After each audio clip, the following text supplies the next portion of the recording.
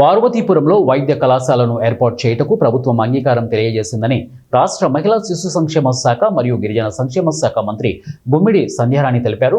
కురుబాం engineering కాలేజీని పూర్తి చేయుటకు ముఖ్యమంత్రి చర్యలు చేపట్టారని ఆమె చెప్పారు. ఉపాధ్యాయ దినోత్సవం స్థానిక లయన్స్ క్లబ్లో శుక్రవారం ఘనంగా జరిగింది.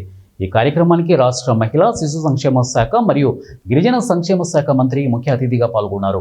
ఈ సందర్భంగా మంత్రి మాట్లాడుతూ ఉపాధ్యాయ వృత్తిలో గొప్ప సంతృప్తి వస్తోందని అన్నారు. చిన్నారులను బంగారు ముద్దగా తీర్చిదిద్దే అవకాశం ఉపాధ్యాయులే అన్నారు.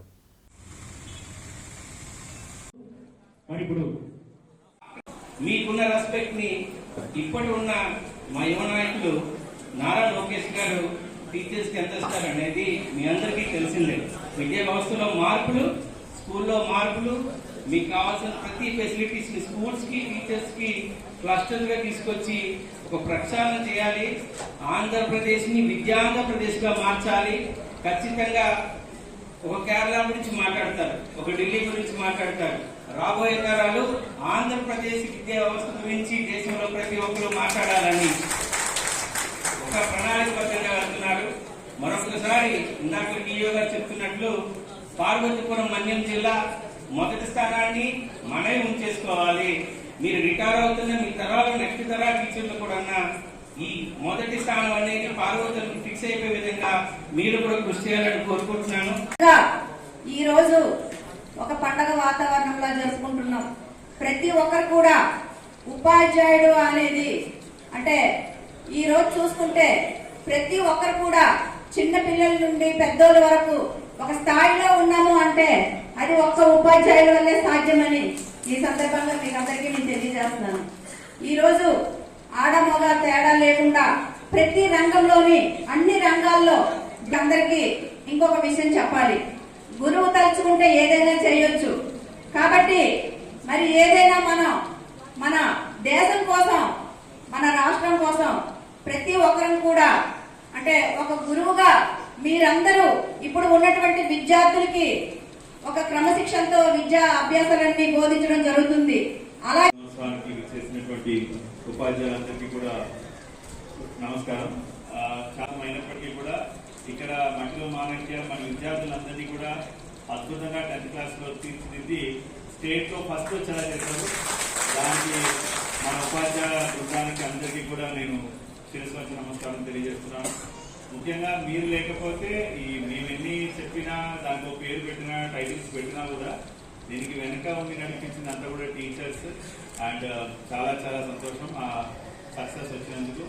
అండ్ అదేవిధంగా కూడా చూసినట్లయితే ఈ మధ్యకాలంలో నేషనల్ లెవెల్లో ఒక సర్వే జరిగింది. సో పరాక్ సర్వే ప్రకారం కూడా చూస్తే ప్రతి ఒక్క స్కూల్లో కూడా విద్యార్థులకి కనీస నాలెడ్జ్ అంటే మినిమం లెవెల్స్ ఆఫ్ లెర్నింగ్ అంటారు కదా, అభ్యసన స్థాయి. సో దాన్ని కూడా పరిశీలిస్తే కూడా మన జిల్లా టాప్ 10లోనే ఉంది.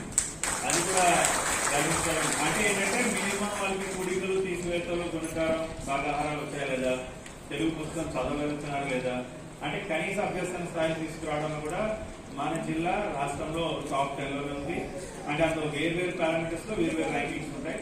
బట్ అయినప్పటికీ కూడా మనం మన లక్ష్యానికి ఇంకా ఇంకా చాలా చాలా వేల కిలోమీటర్లు వెనకనే ఉన్నాం. అంటే ఇందాక మన ఎమ్మెల్యే గారు చెప్పినట్టు కేరళ లేదంటే వేరే ప్రోగ్రెసివ్ స్టేట్స్ తో పోలిస్తే మనం ఇంకా ఇంకా ముందుకు వెళ్లాల్సిన ఆవశ్యకత చాలా ఉంది. చాలా సంతోషం. ఎందుకంటే ఇప్పుడు ఆల్రెడీ టీచర్స్ డే అంటే ఏంటి, సర్వేపల్లి రాధాకృష్ణ గారు ఎవరు ఏంటి అవన్నీ నాకు ముందు మాట్లాడిన పెద్దలందరూ కూడా చెప్పారు. ముఖ్యంగా తల్లి తండ్రి తర్వాత గురువే దేవుడితో సమానం. అలాంటి గురువుల కులంలో ఉన్నాం మనం అందరూ. ఎందుకంటే నేను కూడా టీచర్నే కాబట్టి మన అందరిది ఒకటే కులం. గురువులకి ఎప్పుడు కూడా ఉన్నతమైన స్థానం ఉంటుంది. నాకంటే ముందు మాట్లాడిన పెద్దలందరూ కూడా చెప్పారు. గురువుని ఎప్పుడు కూడా ఎక్కడ చూసినా ఖచ్చితంగా నమస్కారం పెట్టాలి. అదే మన సంస్కృతి, సంప్రదాయం, సభ్యత కూడా. గురువులందరూ కూడా ఈరోజు చాలా మంది కూడా అనుకుంటారు టీచర్స్ వెళ్తారు, హాయిగా ఫ్యాన్ కింద కూర్చుంటారు, ఏదో 4 ముక్కలు చెప్తారు, వస్తారని చాలా మందిలో అపోహ ఉంది. కానీ ఉదయం 9 నుండి సాయంత్రం 5 దాకా మాట్లాడుతూ వాళ్ళ ఆయుష్ను కూడా తగ్గించుకుంటారని చాలా మందికి తెలియదు. అది ఒక గురువు గొప్పతనం. మనం మాట్లాడతాం. ఎందుకంటే ఒకసారి పాఠం చెప్పిన తర్వాత చాలా మంది పిల్లలకు అర్థం కాకపోవచ్చు. రెండోసారి చెప్తాం, మూడోసారి చెప్తాం వాళ్ళు. ఎందుకంటే ఇందాక పెద్ద చెప్పినట్టుగా నిజంగానే ఇంట్లో ఒక్క పిల్లలున్నా ఇద్దరు పిల్లలున్నా చూడలేక స్కూల్కో లేకపోతే ఏదో సెంటర్లకో వేసేస్తున్నాం ఈ మధ్యకాలంలో. మనం వాళ్ళు ఎలాగో ఉంటారు, మనం ఆఫీసులకు వెళ్ళాలి, వాళ్ళ స్కూల్కి వెయ్యాలి, లేదా అంగన్వాడీ స్కూల్కి పంపించాలి, లేదనుకుంటే డే కేర్ సెంటర్కి వెయ్యాలని వేస్తున్నాం.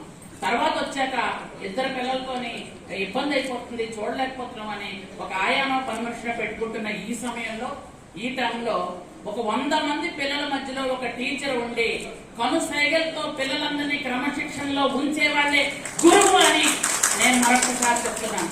మెడికల్ కాలేజీ పార్వతీపురంకి శాంక్షన్ చేశారు. ఎందుకంటే పార్వతీపురంకి మెడికల్ కాలేజీ వస్తుంది. పార్వతీపురంలో కూడా ఎందుకంటే మనం మారుమూల గ్రామాల్లో ఉన్నాం, గిరిజనులున్నా మిగిలిన బీసీలు ఉన్నా అందరూ కూడా మిడిల్ క్లాస్ లో ఉన్న వాళ్ళమే అందరం. కాబట్టి ఖచ్చితంగా ఇక్కడ మెడికల్ కాలేజ్ రావడం వల్ల తర్వాత తద్వారా ఏమవుతుంది అంటే మనకి ఖచ్చితంగా ఏఎన్ఎం కోర్స్ ఒక కాలేజు, లేకపోతే బిఎస్సీ నర్సింగ్ ఒక కాలేజు, ఇవి కూడా పెరుగుతాయి. అలాగే మా సోదరు నియోజకవర్గంలో ఇంజనీరింగ్ కాలేజ్ కూడా ఉంది, అది కూడా పూర్తి చేస్తామని సీఎం గారు కూడా చెప్పడం జరిగింది. కాబట్టి విద్యల పరంగా, ఎందుకంటే గౌరవ విద్యాశాఖ మంత్రి గారు నారా లోకేష్ బాబు గారు మొన్న మన పార్వతీపురం వచ్చారు. ఎందుకంటే మీ అందరూ చేసినటువంటి ఒక గొప్ప ఇదేంటంటే 3 సార్లు వరుసగా మన పార్వతీపురం ఫస్ట్ వచ్చింది. అందుకు గురువులందరికీ హృదయపూర్వకంగా కంగ్రాచులేషన్స్ తెలియజేసుకుంటూ, మొన్న చాలా మంది పిల్లలకు షైనింగ్ స్టార్స్ గా అందరికి అవార్డ్స్ ఇవ్వడం, ఆ గురువులకు కూడా పొగడటం మీరంతా కూడా తెలుసు. ఎందుకంటే మన గురువులు ఎన్ని చేసినా ఏం చేసినా ముందు పేపర్లు కూడా ఉన్నారు, వాళ్ళకు కూడా ఒక విషయం చెప్పాలి. ఇది ఎక్కడో చివరి పేజీలో వస్తుంది. ఒక గురువు ఒక చిన్న తప్పు చేశాడో లేదో తెలియకుండా వేస్తే మాత్రం ఫస్ట్ పేజీలో వస్తుంది. అది చూస్తే నాకు చాలా కష్టం అనిపిస్తుంది. ఎందుకంటే మీరు నిన్ననో మొన్ననో ఫేస్బుక్ లో ఒకటి హల్చల్ చేసింది, ఒక ఆయన కింద పడుతూ ఉన్నాడు. అది ఎక్కడదా అంటే కాదు, మన రాష్ట్రంలోనే కాదు. ఆ ఫోటో ఏ రాష్ట్రంలో ఉందో తెలియదు, కానీ గురువు గారు తాగేసి పడుకున్నారు అని పెద్ద ఫోటో. దాన్ని వెంటనే మన విద్యాశాఖ మంత్రి నారా లోకేష్ బాబు గారి ఫేక్ న్యూస్ అని వెంటనే పెట్టి గురువులందరినీ గౌరవించారు.